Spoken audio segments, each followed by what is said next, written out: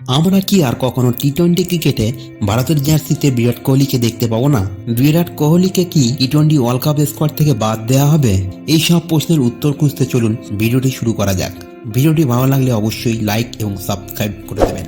বন্ধুরা, আইসিসি টি-20 বিশ্বকাপ অনুষ্ঠিত হবে আগামী 1 জুন থেকে। এখনো হাতে 2 মাসের বেশি সময় বাকি আছে। টি-20 বিশ্বকাপের আয়োজক দেশ মার্কিন যুক্তরাষ্ট্র এবং ওয়েস্ট ইন্ডিজ।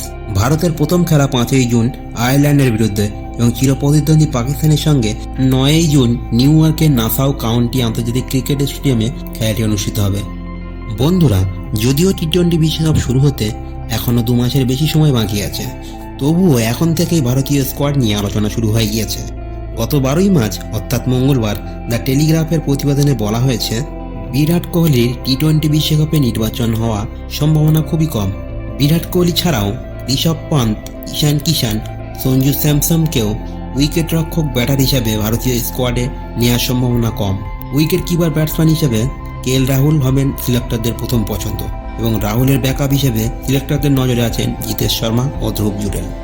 বিরাট কোহলির ক্ষেত্রে সিলেক্টররা মনে করছেন টি-20 ক্রিকেটে বিরাট কোহলি আগ্রাসীভাবে ব্যাট করতে পারছেন না। দ্য টেলিগ্রাফে আরও বলা হয়েছে যে বিসিসিআই বিরাট কোহলির ভবিষ্যৎ নির্ধারণের দায়িত্ব প্রধান নির্বাচক অজিত আগারকারের কাছে ছেড়ে দিয়েছে। টি-20 বিশ্বকাপে ওপেনার হিসেবে দেখা যাবে রোহিত শর্মা এবং জয়সওয়ালকে, এবং ব্যাকআপ হিসাবে থাকবেন শুভমান গিল। মিডল অর্ডারে থাকছেন the SKY Suryakumar Yadav, Rinku Singh, Rahul. All-rounder হিসেবে থাকছেন ভাইস ক্যাপ্টেন হার্দিক পান্ডিয়া, শিবম দুবে ও রবীন্দ্র জাদেজা।